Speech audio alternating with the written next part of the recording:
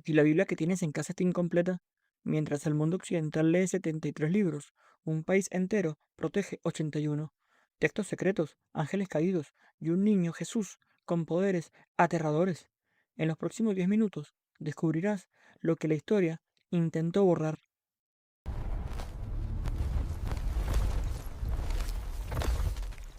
La historia que nos han contado tiene un punto ciego masivo. Cuando el canon bíblico occidental fue rigurosamente editado y empaquetado en concilios romanos, miles de kilómetros al sur, la Iglesia Ortodoxa etíope tomó una decisión radical. No iban a descartar nada. Ellos no añadieron libros a su Biblia para ser diferentes. Ellos fueron el arca que preservó los textos antiguos que el resto del mundo, por miedo o política, decidió quemar u ocultar. Y el resultado es una Biblia de 81 libros que desafía todo lo que crees saber. Primero, protegieron el legendario libro de Enoch. Etiopía fue la única nación que lo conservó completo. En él no hay metáforas suaves, te habla directamente de los vigilantes, ángeles caídos que descendieron a la tierra, engendraron a los gigantes Nefilim y enseñaron magia y guerra a la humanidad, además de hacer profecías exactas sobre el Hijo del Hombre.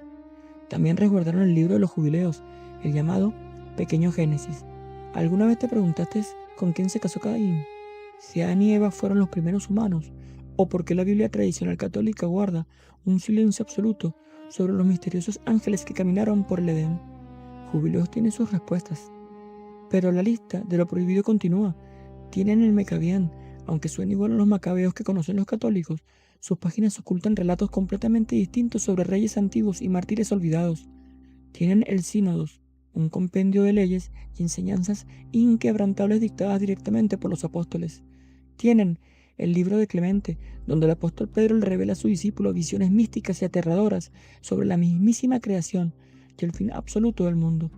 Conservan la Didascalia etíope, el manual de moralidad cruda de la iglesia primitiva, y el Josipón, una crónica desgarradora de la historia judía desde la caída de Babilonia hasta la destrucción ardiente de Jerusalén. Y finalmente, guardan el pacto, un texto tan profundo que detalla los secretos que Jesús susurró a sus discípulos después de resucitar. Un misterio del que hablaremos más adelante. Pero antes de llegar a este conocimiento oculto, debemos mirar hacia el pasado, porque el Jesús que estas escrituras revelan no es el niño dócil del pesebre, es una fuerza de la naturaleza impredecible y letal, y lo que vas a escuchar ahora cambiará tu perspectiva para siempre. Abrocha tu cinturón, porque este no es el Jesús que te enseñan en la escuela dominical. En textos como el Tam Raliasus y los Evangelios de la infancia atesorados en Etiopía, encontramos a un niño que desafía toda lógica humana. La historia comienza en la cuna, siendo un bebé de días, revelando a la María su identidad cósmica. Yo soy el Logos, el Hijo de Dios. Y a medida que crece, su poder creador se desborda. Un simple juego moldeando gorriones de barro se convierte en un acto divino cuando da una palmada y los pájaros salen volando vivos, incluso un pez seco y salado revive y nada con solo tocar el agua a sus 3 años. Pero este poder era tan asombroso como aterrador. Cuando un niño choca por accidente contra su hombro, Jesús se enfurece y lo fulmina en el acto, resucitándolo después solo para evitarle problemas a su madre. Otro chico arruina sus juegos de agua y es maldecido al instante, marchitándose como un árbol seco. El terror llegaba al punto de que unas madres escondieron a sus hijos en un horno para que no jugaran con él, mintiendo que adentro había cabras. Jesús simplemente respondió que así sea, y al abrir el horno, los niños se habían transformado literalmente en animales. Tampoco podía imponer la autoridad. El maestro Zaqueo intentó enseñarle el alfabeto, solo para quedar mudo y humillado cuando Jesús le exigió revelar el significado místico de la letra Aleph. Otro maestro perdió la paciencia y lo golpeó con una vara, cayendo muerto sobre sus propios pasos. Sin embargo, en el hogar, ese mismo poder se doblaba a favor de su familia, estiraba las vigas de madera cortas de José como si fueran de goma, y cuando se le rompió un cántaro, llevó el agua del pozo en su propio manto sin derramar una gota. Hasta salvó de la ruina un tintorero al meter todas las telas en una misma tinta de color negro, sacando cada prenda del color exacto solicitado por los clientes. Durante su vida a Egipto, la realidad misma se postraba ante él. Leones salvajes salieron del desierto no para atacar, sino para inclinar la cabeza y escoltarlos.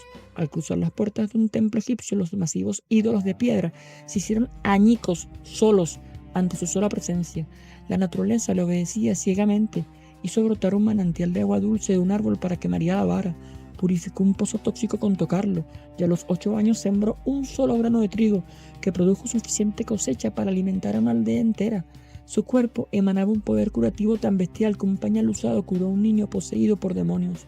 Y cuando una víbora mordió a su hermano Santiago, Jesús apenas sopló la herida. El veneno se desintegró y la serpiente explotó. Y sobre todo, dominaba la vida y la muerte. Cuando el niño Zenón cayó de un techo y los vecinos buscaron linchar a Jesús, él bajó, despertó al cadáver y dejó que el propio Zenón limpiara su nombre ante la multitud. Pero el momento más escalofriante ocurrió en el desierto egipcio, al cruzarse con 2 ladrones, Tito y Dúmaco. Uno los atacó y el otro los defendió. Mirándolos, el bebé Jesús profetizó fríamente el clímax de su propia historia. En 30 años ambos serían crucificados a su lado, y el que los protegió entraría al paraíso. Hemos visto un niño todopoderoso, casi temible, narrado a un ritmo vertiginoso, pero el arco de esta historia se vuelve infinitamente más oscuro, solemne y profundo al final de su vida terrenal. La Biblia tradicional nos dice que tras su crucifixión, Jesús pasó 40 días con sus discípulos antes de ascender, pero apenas nos da detalles. Parece un tiempo de paz y despedidas. Sin embargo, si abrimos el Mashaf Akidan o el libro del pacto que mencionamos al principio, la narrativa explota en revelaciones esotéricas. El tono de esos 40 días no fue de celebración pacífica, fue un entrenamiento místico intensivo. Primero, Jesús les revela a los apóstoles la arquitectura exacta del inframundo. Les describe con un detalle aterrador la geografía del infierno, cómo son las prisiones de los ángeles caídos y qué hizo Él paso a paso durante los 3 días que descendió a las profundidades para romper las cadenas de la muerte. No les habla con metáforas, les entrega un mapa del abismo. Pero no se detiene ahí.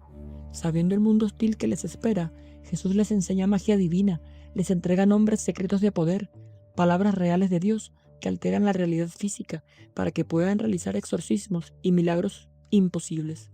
Son conocimientos tan potentes que la iglesia etíope aún los conserva en sus prácticas esotéricas actuales, ocultos a la mirada de Occidente.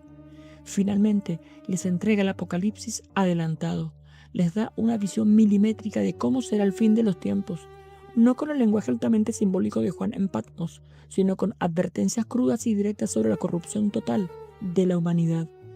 Les muestra el colapso antes de que ocurra, cerrando el bucle de las profecías que iniciaron con el libro de Enoc. Este no era un maestro despidiéndose de sus alumnos, era un general armando a sus soldados con los secretos del universo, preparándolos para la guerra espiritual más grande de la historia. El Jesús que nos ocultaron es, en realidad, el Jesús que el mundo no estaba preparado para comprender y quizás nunca lo estará. Todo este viaje a través de los textos prohibidos se resume en 3 verdades ineludibles. Primero, la historia siempre está escrita por quienes tienen el poder de editarla. Occidente eligió un canon limpio, predecible y seguro, mientras que Etiopía abrazó la complejidad cruda y sin filtros de lo divino. Segundo, el Jesús histórico y literario es mucho más vasto que nuestra zona de confort. Es un ser de luz, sí, pero también es fuego consumidor, misterio y magia incomprensible. Y tercero, la idea central con la que debes quedarte hoy: Dios no cabe en un libro editado por hombres. La espiritualidad genuina no teme a los textos oscuros ni a los misterios sin resolver. Los abraza como pruebas de la inmensidad divina. Estos 81 libros no contradicen la fe, la expanden, nos enseñan que la verdad no es frágil y que buscar lo que está oculto no es herejía, sino el deber de toda mente despierta. El mundo intentó domesticar lo sagrado, pero los desiertos de Etiopía nos recuerdan que el verdadero misterio sigue rugiendo indomable en cada uno de nosotros. ¿Realmente querías conocer toda la historia de Jesús? Déjame tu opinión en los comentarios. Me interesa saber qué piensas. ¿Crees que esto es herejía? Si este viaje te ha impactado, suscríbete y dale like para que sigamos despertando conciencias. Y sobre todo, comparte este video con alguien que, como tú, no se conforma con una sola versión de la historia. Envíalo a quien busca respuestas a sus dudas y crea que siempre hay un conocimiento más profundo que complemente lo que ya conocemos. La verdad no es frágil, solo está esperando ser descubierta. Te espero en todas mis redes. Esto es teoría de lo posible.